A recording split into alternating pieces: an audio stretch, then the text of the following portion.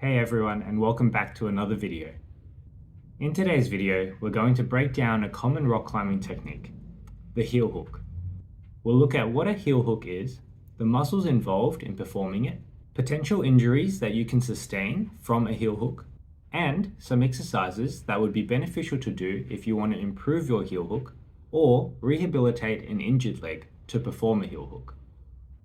Let's take a look at what a heel hook is. It's a technique used in rock climbing where you use your leg to ease the load on your arms by hooking your heel onto a hold and pulling with your leg to maintain tension towards the wall. It can often be used to give your arms a much needed rest or to stabilize your body while reaching for the next hold. There are a number of variations of heel hooks with differences in toe and foot position and hip position, and so their usage is very situational. You could have your toes sticking up or pointing down, or your foot positioned to the side, allowing your hip to open up. For the purposes of this video, we won't be going through all the different variations, but rather analyzing the muscle usage and forces going through the leg and thinking about what are some useful exercises to improve your heel hook strength. With an idea of what a heel hook looks like, we can start thinking about what muscles are involved in doing this move. With the knee generally bent at 90 degrees, we will definitely have activation of the hamstrings and calves to keep the knee in this position. Depending on how the hip is positioned, there will be varying amounts of glute activation, but when pulling into a heel hook, there will definitely be glute and hamstring usage. Further to that, there will be some core activation to help stabilize the torso. We may also see some perineal activation in the lower leg if the foot is turned out, or tibialis anterior activation if the toes are pointed up. Given this, let's explore what some potential injuries are that can be sustained from heel hooks. Hamstring injuries are common with this movement, given the amount of strain on the hamstrings.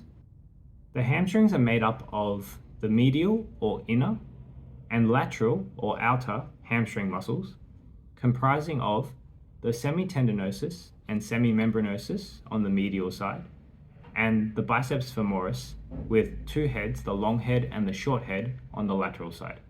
As a bit of trivia, when an ACL graft is made from the hamstrings, it is usually formed by stripping part of the semitendinosus.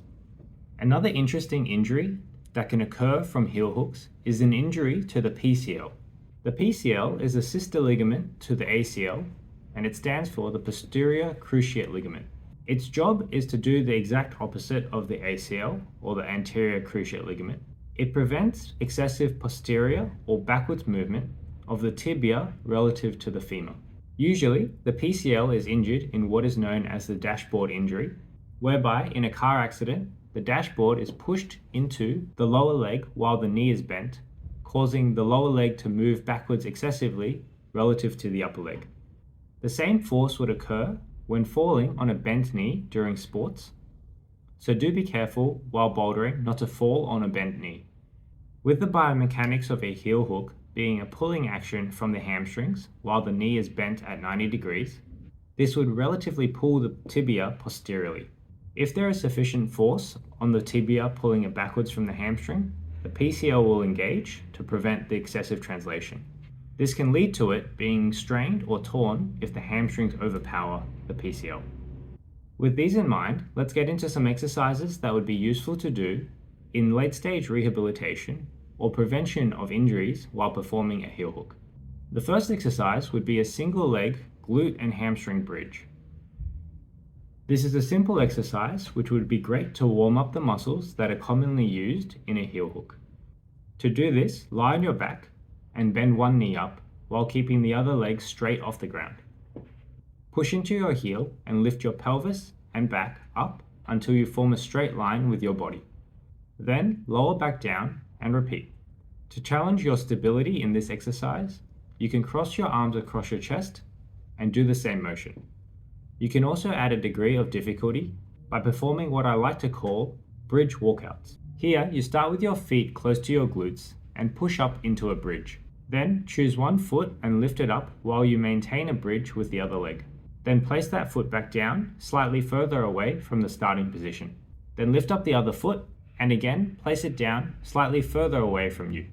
Repeat this until you can no longer maintain a bridge with one leg and then slowly walk your feet back. This will progressively load your hamstrings more than your glutes, giving them a nice workout. The next exercise is very similar to the walkouts, but adds a degree of difficulty again with controlling the movement. You'll need a gym ball for this. Place your feet on them while lying on your back and lift yourself up into a bridge.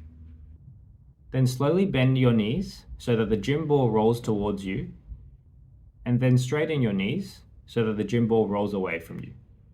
You'll feel both your glutes and hamstrings working during this exercise, and it's a great way to work both the concentric and eccentric strength of these muscles. We can also add in some core strengthening while maintaining a bridge.